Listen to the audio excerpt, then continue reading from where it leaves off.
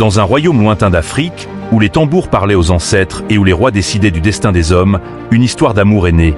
Mais c'était un amour interdit. Un amour que le pouvoir ne pouvait accepter. Car parfois, ce n'est pas l'amour qui est faible. C'est la justice qui arrive trop tard. Dans un petit village entouré de baobabs, vivait une jeune fille nommée Aïcha. Elle n'avait ni richesse, ni bijoux, ni statut. Mais elle possédait quelque chose de rare.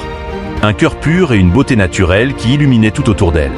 Chaque matin, elle allait puiser de l'eau, chantant doucement, comme si le vent lui-même l'écoutait. Les anciens du village disaient souvent qu'elle était bénie des ancêtres. Un jour, le roi du grand royaume voisin, Kambé, décida de voyager incognito parmi son peuple. Fatigué des faux sourires, des femmes intéressées et des complots du palais, il voulait voir la vérité de ses propres yeux. C'est alors qu'il la vit. Aïcha. Elle était là, simple, souriante, vraie. Elle ne savait pas qu'il était roi. Et lui ne voulait pas qu'elle le sache. Ils parlèrent longuement, ils rirent ensemble, ils marchèrent sous les arbres, partageant des moments simples mais sincères. Pour la première fois depuis longtemps, le roi sentit son cœur battre comme celui d'un homme ordinaire. Jour après jour, leur amour grandissait, pur et profond. Mais un jour, tout changea. Les soldats du roi arrivèrent et s'inclinèrent devant lui. « Majesté », dirent-ils. Aïcha recula, le regard rempli de choc. L'homme qu'elle aimait n'était pas un simple voyageur. Il était le roi. Malgré tout, le roi décida de l'emmener au palais. Il annonça devant tous qu'il avait fait son choix. C'est elle qu'il voulait épouser. Mais au palais, les autres reines furent envahies par la jalousie. Comment une simple villageoise pouvait-elle devenir reine pour elle? C'était une honte. Elles décidèrent alors de se débarrasser d'elle. Une nuit, dans le silence du palais, elles mirent leur plan en place. Elles volèrent un bijou sacré appartenant au roi, un symbole puissant du royaume, et le cachèrent discrètement dans la chambre d'Aïcha. Le lendemain, le palais fut en agitation. Le bijou avait disparu. Les gardes fouillèrent toutes les pièces, et comme prévu, ils le retrouvèrent dans les affaires d'Aïcha. Elle fut immédiatement accusée.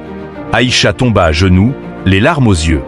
Elle supplia, affirmant qu'elle était innocente. Mais personne ne voulut l'écouter. Les reines jouaient leur rôle à la perfection, feignant la surprise et la tristesse. Le roi, lui, était perdu. Son cœur refusait de croire qu'Aïcha pouvait être coupable. Mais son rôle de roi l'obligeait à faire respecter la loi. Dans ce royaume, voler le roi était un crime grave. Le jugement fut prononcé. Aïcha serait bannie du royaume et abandonnée loin de tout.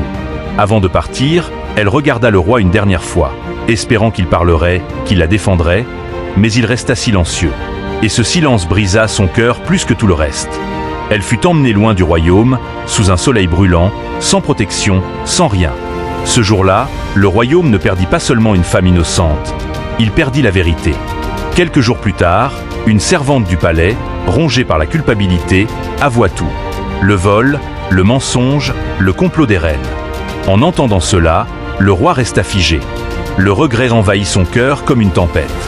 Il cria de douleur, comprenant enfin son erreur. Il partit immédiatement à la recherche d'Aïcha, traversant village et terre, espérant la retrouver. Mais il était trop tard. Aïcha avait disparu. Personne ne savait ce qu'elle était devenue. Certains disaient qu'elle avait été emportée par les ancêtres.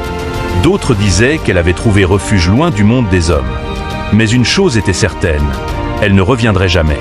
Le roi ne fut plus jamais le même. Il continua de régner, mais sans joie. Son cœur était désormais vide, hanté par le souvenir de celle qu'il avait aimée et qu'il n'avait pas su protéger. Car il avait appris, trop tard, que le pouvoir sans justice détruit même le plus pur des amours. Si cette histoire t'a touché, n'oublie pas de liker la vidéo, de t'abonner à Histoire Captivante et de partager cette histoire avec tes proches. Car chaque histoire africaine cache une leçon.